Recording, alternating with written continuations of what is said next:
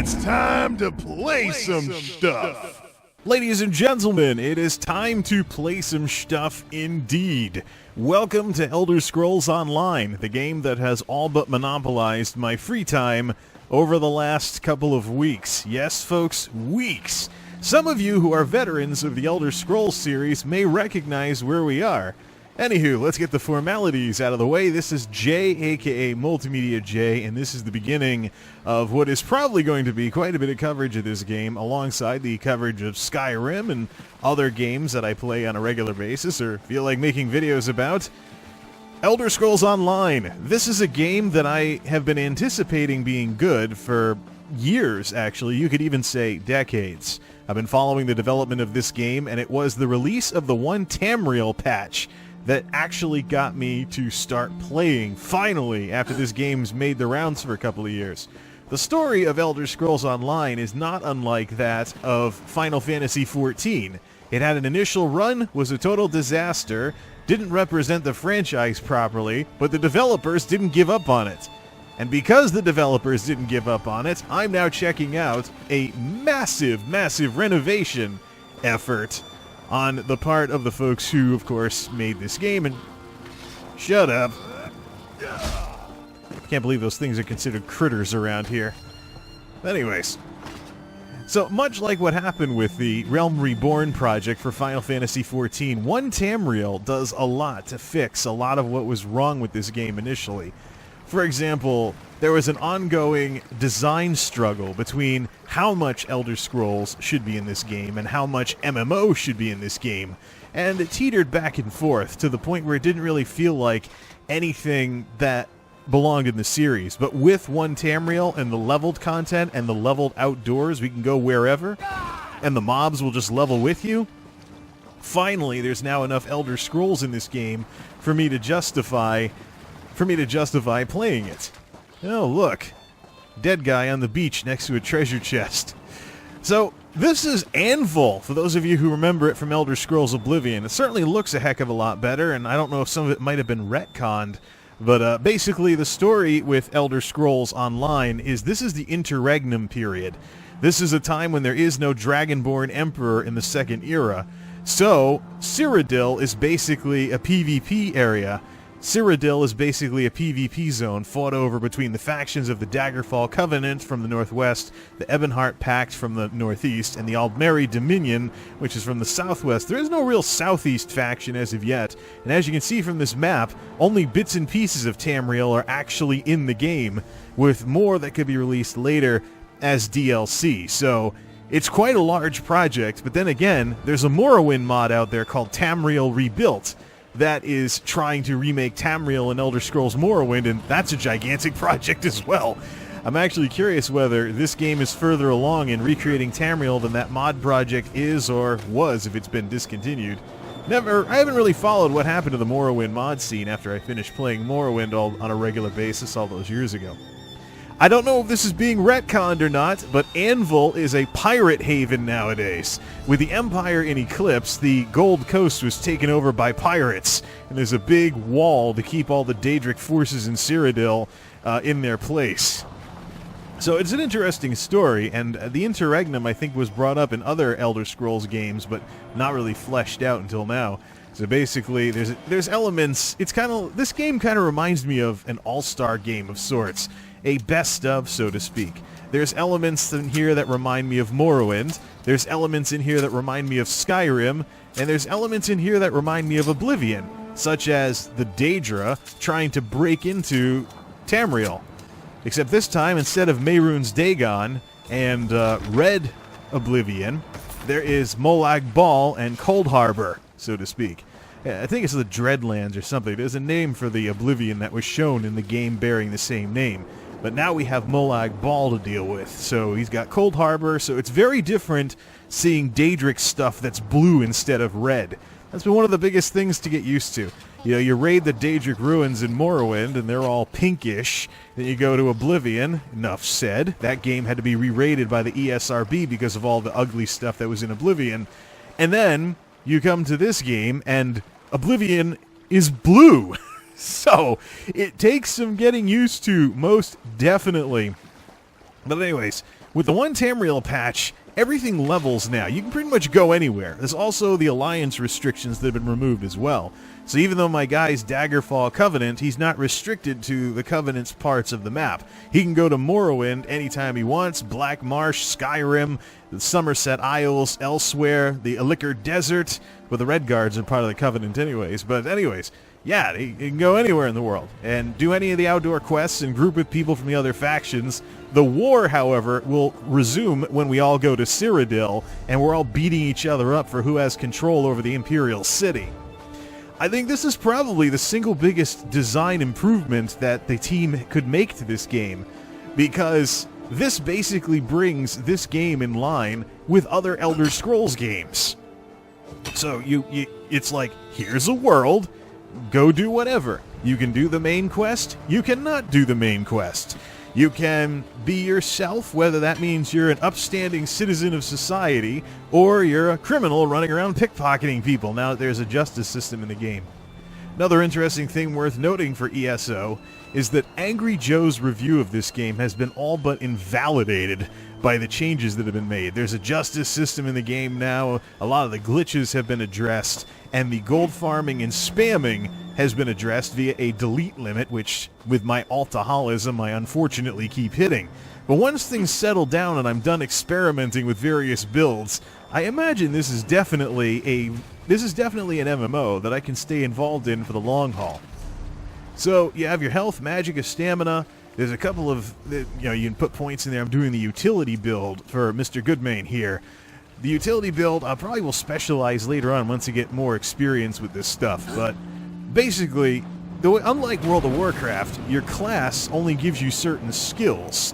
It doesn't necessarily define who your character is. You can be, for example, a mage running around in heavy armor, or, here's an idea, a sorcerer tank.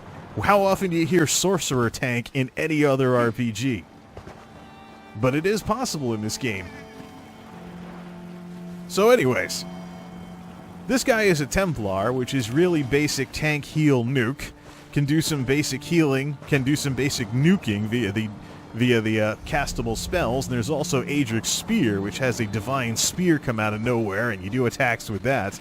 But I find Templars are good characters to start with because they can assume any role. When you want to get more specialized and have a little bit more nuance, that's when you can play around with the other classes, such as the Sorcerer, or the Nightblade, or the Dragon Knight, and whatnot. But even these classes don't necessarily need to be the archetypes you would think they are. For example, I have a Dragon Knight alt right now who's basically being a caster and trying to heal. Not exactly the fiery tank knight that one would think of with that sort of thing. Now this may look familiar. Those of you who played Oblivion recognize it. This is Garlus Malatar, the final dungeon of the Knights of the Nine expansion, but unfortunately there's no way to get in there. Well, I guess maybe in Oblivion the entrance to Garlus Malatar gets excavated so you can actually go in. But this is kind of an outdoor area with minotaurs basically to beat up and take their treasure. So I haven't done too much here in this part of Cyrodiil, well, formerly Cyrodiil. But the first thing I did when I installed this game, ooh, look, a minotaur. The first thing I did when I installed this game, I went on a sightseeing tour of everywhere from the previous games. Skyrim, Morrowind, this area. Oh man, I tried going to Cyrodiil, but Cyrodiil is bigger than it looks. Cyrodiil's bigger than it looks. It's been taken over by the Daedra and whatnot. And it's bigger than it looks, so I have to get some more skills with riding so I can ride around a little faster and hopefully not get ganked because it's a PvP zone. Alright, how about we beat up this Minotaur and take a look at some combat here. So this guy is a hybrid, so because he's Breton, I caved in order to play as a Breton instead of an Imperial. Because he's Breton, he favors mage-like stuff. Oh, cool, we got a second one to play with. And of course, this game does kind of remind me of a all-star game, so to speak, between MMOs that I've liked over the years. I recognize elements of second-gen MMOs like World of Warcraft, and I recognize elements of third-gen like Guild Wars 2. So, of course, I got a spell reflect move that I can use to keep that shaman at bay. And I can set him on fire while running around healing myself. But, keep getting stunned here. Spell Reflect. That's the only move I have that uses stamina, so the interesting part is that you can actually counterattack. Now, these guys are actually one step above normal difficulty, so that's why I'm having such a hard time with them. As long as I don't do too much dodge rolling, I can Spell Reflect the Shaman's abilities. And of course, try not to get hit by the charge or anything. Now, oh, he missed. If he hadn't missed, a power attack that gets blocked, charge causes you to... he's dead. A power attack that gets blocked dazes your opponent, so there is an element of some things here from other combat systems in other games. For this guy, the biggest thing I have to do is remember to keep spell reflecting his fireballs before we finish him off. And set him on fire, of course. The move does use stamina, though, which Bretons are not very good with. You have to basically try to make up for that weakness via gear. Looks like he's absorbing some of it. Now, fighting isn't this guy's strong point. His strong point is magic, because he's a Breton, and I haven't worked against the emphasis on stuff like that. But I'm hoping at endgame I could probably settle on some kind of tank-heal type hybrid. But heavy armor is the defining characteristic of this guy. He's going to see what he can squeeze out of heavy armor in terms of magic capabilities. A magic knight, if it were. Kind of like the Guild Wars 2 Guardian. Heck, I'm even matching the color scheme. All that orcish helmet is because he prefer... I prefer some kind of open helmet for this guy. Been preferring open helmets for these guys ever since Neverwinter Nights. So that's a little bit of combat here in ESO. Not really anything that makes too much sense, because I'm just running around just saying hello to you folks and showing you this beautiful part of the game. But let's go back to where the Bretons come from and talk about Breton culture and the whole 9 yards in High Rock. This has kind of been like, a trip to the beach as far as Cyrodiil is concerned. However, High Rock is where you start with these characters if you're in this alliance, and it's worth taking a look at. So let's head on over there. So, let's go through Anvil. Let me show you the high-def reimagining of Anvil. Of course, this is in the second era, so it's long before the game takes place, but there's enough that's familiar about this town that you may actually, other than the lack of a load time, you may actually find it kind of familiar. Any of this ring a bell? The Grand Chapel of Dibella is actually there and functional. There's the Fighters Guild. Of note here, there's the big statue and whatnot. Anvil was one of my favorite towns in Oblivion. But the interesting part is that there's a bank where Benaris Manor is in the third era when Oblivion takes place. So, previous era, there was a bank here at one point. This is turning into a Elder Scrolls version of Back to the Future, isn't it? Oh yeah, there's the Grand Chapel of Dibella. Heck, let's go in there. It's an imperial chapel. It's an imperial chapel, so you've seen these places before, but yeah, there it is. And there's people actually praying and stuff in here. The houses of worship in the game are extremely well done, and the one in Daggerfall actually has a guy in there preaching. But you actually find people, there's also emotes for prayers and things like that, so we can always do a /pray. Oh, great, I just opened the chat window. Pardon the spam. And you can actually do some RP type stuff. The emotes also let you play musical instruments as well. Like, let's do /loot. And please close that horrible chat. There's also drums and flutes as well. And unlike player instruments in other games that let you do these sorts of things, the songs are pre-programmed, so you don't have people like what happened with the Guild Wars 2 trumpet, where people went around screech, screech, screech, just playing the highest note it could do until ArenaNet put in that thing to turn off player music. Oh man. But yeah, this is about as Oblivion as it gets. You can also do first-person mode as well, and your stuff actually works in first person, although I've kind of grown accustomed to the third-person camera in so many of these games, so if I really want to do like old-school Morrowind, The thing is, when Oblivion came out, you could zoom the camera in and out. Morrowind, you just had a flat camera angle at X amount of feet behind your character. So, first and third person was kind of meh. I kind of stopped being such an addict when it comes to first-person view when Oblivion launched. Oh, look! This dude over here is trying to pickpocket the church. I do believe the Dark Brotherhood is also a... The Dark Brotherhood is active in this town as well, so even though it looks nice and pretty since the pirates took over, Anvil, it's not entirely a paradise around here. Let's see, where's the waypoint? So the way shrines in this game are your fast travel system. Unlike the way shrines that were part of the Imperial cult missions in Oblivion, the way shrines basically replace flight points, and they're kind of a nice compromise between real-time flight points and instant fast travel. It brings the fast travel of games like Skyrim to this game without it becoming too cheesy. Although you can use special recall capabilities in order to go to wherever. So you can recall a certain area as well. I think the fast travel is out by the lighthouse. There it is. You can pay gold to warp to one of these at any time, but there is a casting animation, so it's not like you suddenly disappear. Alright, now, let's go to Daggerfall. Strangely enough, I never played Elder Scrolls Daggerfall, because I didn't get into the whole Elder Scrolls thing until they were out of the DOS era. So I started with Morrowind in college in the early 2000s, and I got totally engrossed by that game. Elder Scrolls Morrowind Game of the Year Edition pretty much was my free time my last year in college. So basically, here I was, playing games like the Grand Theft Autos of the time, like Grand Theft Auto 3, Vice City, and then Battlefield 1942, and then I went back to this stuff, and let's just say that the folks that heard my subwoofers in the dorms were very happy that I wasn't doing war games anymore. It was just like slashing of swords and stuff and not explosions galore. Ladies and gentlemen, it's about as boring RPG human as it gets, but welcome to Daggerfall.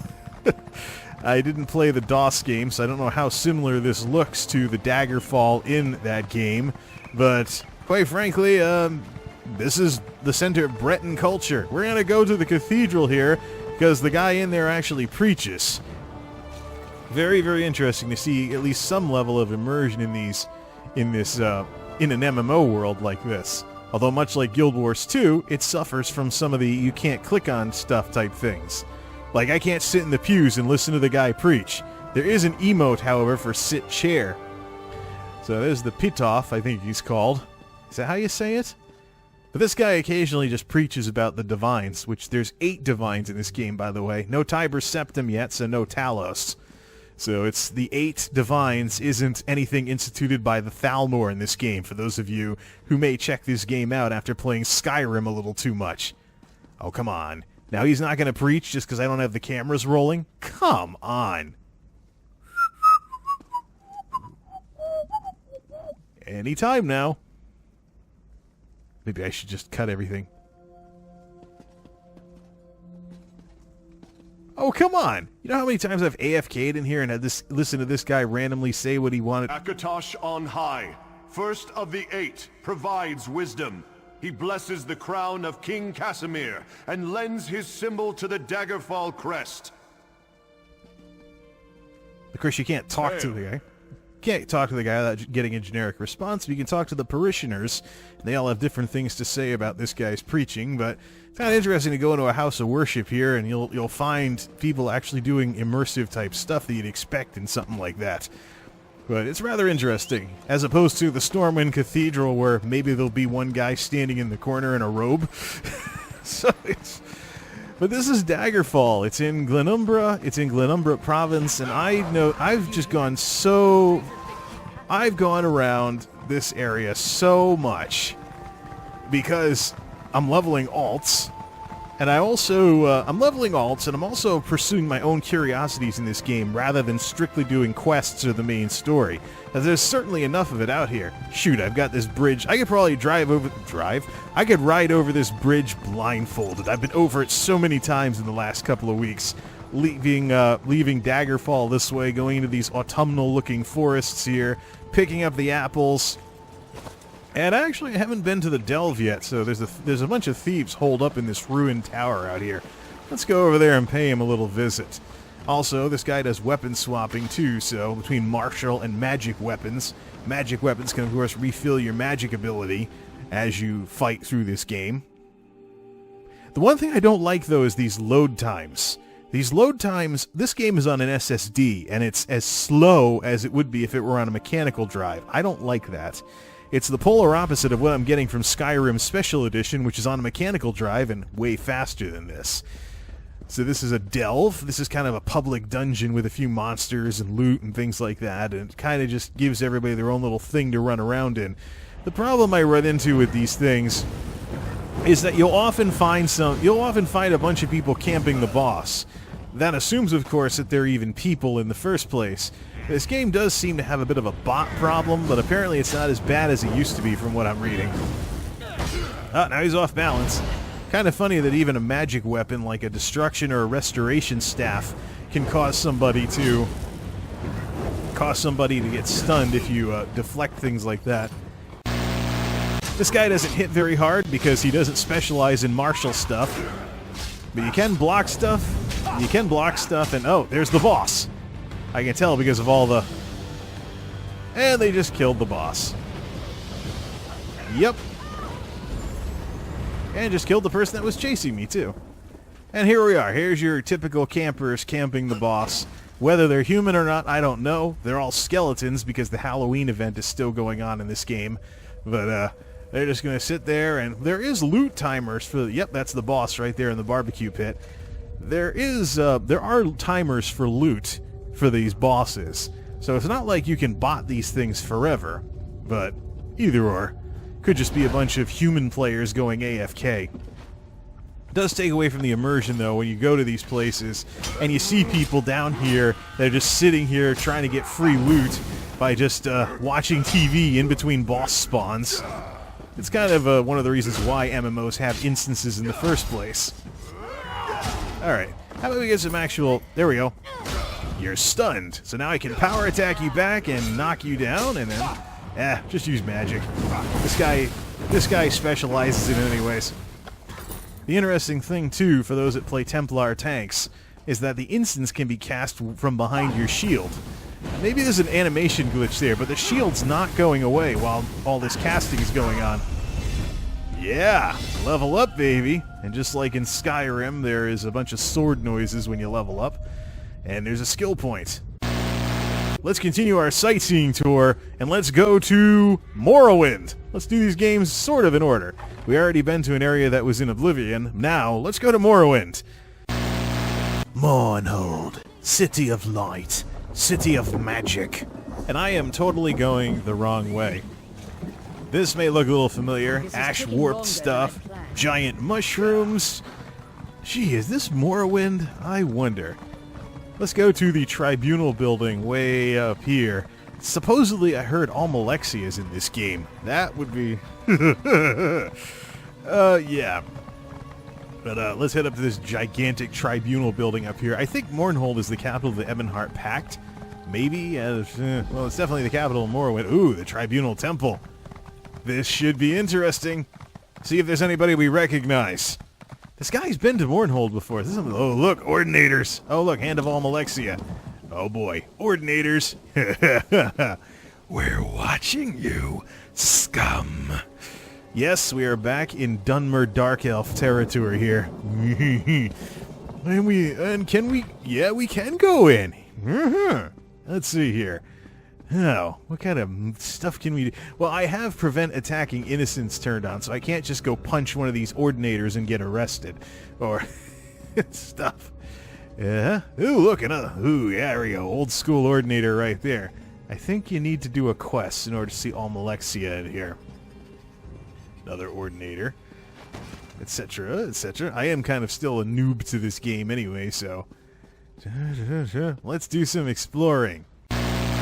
My wife has been studying to become a tribunal priest. I'm very proud of her. No raspy voices here, huh? Well, then again, we're not near the giant volcano. Although if you go to the other part of Morrowind, you will run into folks friends with Moon. If you go to the other part of the Inner Sanctum, that must be where That must be where those folks are. I'm guessing you need a quest in order to go in, though. Ah, you can't use the door right now. That couldn't possibly be because... Yeah, I think you gotta do a quest or something to go see Almalexia. But I have seen YouTube videos. There are folks that have met Almalexia, at least. Alright, let's get... Oh, look, dressing up like the Dovahkiin, huh? Well, the Dark Elves and the Nords are actually in the same alliance in this game, however little sense that makes. Those of you who remember the xenophobic folks in Windhelm in Skyrim, yeah, this won't make too much sense, but when you read the backstory of how the Pact has amounted to something in this game, just, man, guess I gotta get the quest or something in order to go in there. Well, well, well, if it isn't Nyx Hounds, I so want to just punch this thing right now, but that would be a crime in this city, because someone probably owns this thing. These were a little smaller than the ones I remember in Morrowind. These were those obnoxious ones who would come charging at you, starting at level 5, and even if you would one-shot them, they would just like, hound, hound. Yeah, Morrowind was weird, but that's what gave that game its charm. Do-do-do, do-do-do, do-do-do, uh-oh, I hope that's not a cliff racer. I saw feathers. That looked like a bird. Also worth noting, this is the same thunderstorm that's coming down on High Rock, so the weather system could use some improvements in this game. Seems like, not to say that when it rains it pours, but you'd think that if it's raining on the western edge of Tamriel, the exact same storm wouldn't be going on the eastern edge of Tamriel. Hey, look, a netch. Yeah, this is very Morrowind-like. There's even Daedric ruins if you know where to look. Hey, speak of the... No, that's something else. Where's a way shrine? Ah, right up around this bend. I haven't been to Morrowind too many times. Maybe I should come over here and do some questing. Now that you can quest in other areas like this. Let's go to Skyrim. Oh, look, windmill. That looks like a bird. No, yeah, that's not a cliff racer. Vardenfell's not accessible in this game. However, actually, let's do a little detour here. Let's go to Stone Falls, Ebonheart. Pre-Imperial Ebonheart, over in the Stone Falls region. You can actually see the ash coming down from Red Mountain. I don't know if Vardenfell could really be added as DLC if Red Mountain is too active right now. But I suppose, well, you know, if ZeniMax and Bethesda want some Morrowind players to go nutso with nostalgia, they definitely should put it in the game. But also worth... Yeah, we'll be back for questing later, but look, you see we got ash coming down and things like that, little embers coming down from the sky, and there's a bit more activity here as far as volcanic stuff goes, but this is... Oh, here we go. Little rustic Morrowind reference there. This is Ebonheart. This is Ebonheart pre-Empire, but actually it's the mainland version of the city. The one in Vardenfell is a little different. Hey, there's one of the anchors. That's one of the anchors into Cold Harbor, that big blue thing over there. There's probably a bunch of people down at the bottom of those chains way off in the distance, fighting a bunch of Daedra right now. That's the reference to Oblivion, where Tamriel and Oblivion, the barriers between them are kind of broken down a bit, so there's Daedra pouring in through those things appearing. Oh, they just killed it. They just killed it. Yep, and it just disappeared from this distance, but it's a bit more dramatic of an explosion when you're actually involved in the fight. But yeah, here's the more ashen part of Morrowind that some of you folks may prefer if that's your thing. Of course, I was one of those idiots that prettied the heck out of Vardenfell back in the Morrowind days. All right, Skyrim. Let's go to Windhelm, which unfortunately has been butchered. The issue with Windhelm in this game is that in Skyrim, the game, not the country, but in Skyrim, the game, there's this big stone fortress, and Windhelm is this giant fortress that has stood the test of time, and there's these engravings from the first era. But here we are in the second era, and it's a bit more of a mix of wood and stone. Don't make trouble. Yeah, there's no Ulfric Stormcloak here, but there is a little tie in here. Thane, From the warm southern lands, you smell of salt and It's no sunshine. wonder the palace is still a wreck. I don't believe this. okay. I'm not leaving until you let us in. Thane Mira Stormcloak. How many people now are rolling Stormcloak characters for the Skyrim Special Edition? There is some resemblance. Like this looks familiar right here. There is some resemblance to the Windhelm from Skyrim, but there's too much wood. Skyrim is this ginormous stone fortress in the game that bears the name. I mean, the Nordic Mead Hall or something like that. That whole thing in actually that's a mage guild. Timing is impeccable. No old mage from a long time ago. I'm not doing any quests right now. It just looks too different. I know this is the second era instead of the third era, but Windhelm is supposed to be this rock of a city that never ever changes. And yeah, there's a bit of stone here, but there's just too much wood. They do have the kind of mead hall look going on here, but then you get out of the city and some of the terrain kind of sort of looks familiar. For those of you that played Skyrim. I might have to come out here and do some adventuring. Maybe do some adventuring while playing through these areas in Skyrim as well. Not all of Skyrim is available, though. You only have Eastmarch, and then you have the Rift, which is over by Riften, which I suppose we should go take a look at, since that's a familiar destination on this little sightseeing tour. Well, this is a bit more familiar. Yeah, this is a bit closer to what it is in the 4th era. But when you're talking about the Skyrim game, you're talking about 2 eras after this. But yeah, the planks and the docks, and I wonder if there's any kind of like Thieves Guild activity or something around here. Considering the coat of arms of the city, though. Yeah, this is familiar enough to be Riften. Never really went to Riften a lot in Skyrim, but Whiterun, Solitude, and other places definitely.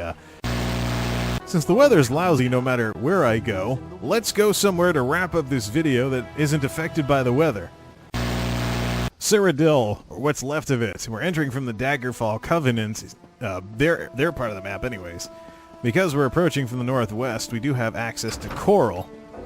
Just, we can't fast travel straight to it, though, so just gotta get out of the fort. This is kind of like World versus World in Guild Wars 2, in terms of how it operates. So very, very interesting. Can you get out this way? Yes. Now, Coral was not directly accessible, but I think that's what's left of it right there. So I think we just have to go south a little. And it's been ravaged by the Daedra.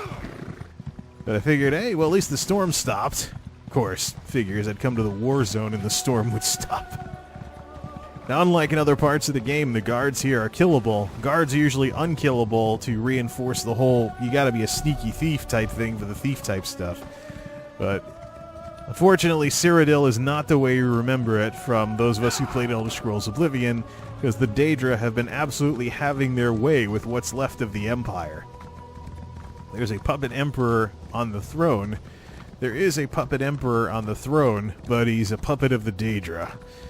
So emperorship is largely something you can aspire for as one of the 3 factions. So, since I'm in this area, it is PvP, so someone could theoretically gank me at any time. But I think this might be... Is this it? Let's see here. What's left of a blown-out temple, right? This is sort of looking... Covenant guards, yeah. This is a blown-out temple right here. Or, excuse me, a Shrine of the Eight. I think this could be it. Where's the Oaken Crozier? Yeah. I think, yeah, look at all that lava. This poor town. It's been trashed to pieces. That's the storehouse. How about over here? That's not what we remember, that's for sure. Oaken Crozier. That's how we know we're in Coral. Yep. And, hey, look, it's Dominion Guy. Pizza overdose. I'm just sightseeing, and he's like, because I have no PvP experience whatsoever. But, well, anyways, jeez, so he must be attacking this area. But this is the PvP space, basically. And as is usual for PvP in these games, when you're an idiot recording a video like me, you get your ass handed to you by people that spend all day PvPing. Oh hey, sweet lady of Wayrest. Yeah, this is what that song in Oblivion was all about. Capital of the Daggerfall Covenant, and yet another generic fantasy human town. Although now that I'm back in the PvE areas, I could go to the High Elf area and go punch a few guards after that, but Altmer. Encouraging people to be stuck-up snobs in Elder Scrolls games since whatever, whenever. The sun is setting in Tamriel as the day-night cycle approaches its night phase. Which is interesting that there is a day-night cycle in here. Someone died. They must have been trying to pickpocket somebody here and they didn't get too far. Whatever. So respecking is basically done via praying in one of these reset shrines. You can do your morphs, your skills, and other stuff as well. So there is some purpose to coming to these Temples of the Divines, and oh look! I'll be glad when the Halloween event is over and everybody's not like Grim Reaper wannabe. But, yeah. So, another reason why I'm not a big fan of the Aldmeri Dominion. People play as a high elf or whatever, and they're like... People play as a high elf or whatever, and they're like, ooh, I get to be snobby now. But anyways, so now that we're back in generic human fantasy town here, let's call it a video here. Actually, let's go see High King Emmerich and finish the video with this guy. Because, well, you know, we may as well meet at least one head of state here. I have yet to find Queen Aren of the Aldmeri Dominion or anything. That's not the castle! That's the treasury! Epic fail. Man, I gotta spend more time outside of Glenumbra. But with how engrossing the outdoor world in this game is, can you believe me? Okay, let's check the map. That's the bank. We want to go... here, I think. It's not the biggest castle, but it's the highest castle. So, if it's not the biggest castle in this castle town, then the highest castle, I think. These look like special guards, right? Lion Guard Elite. Yep, that's them. We're in the right place. Wayrest Castle. Let's go say hello to the king. Darling, how does this dress look? I'm not too thin, am I? Honey, please, be honest with me.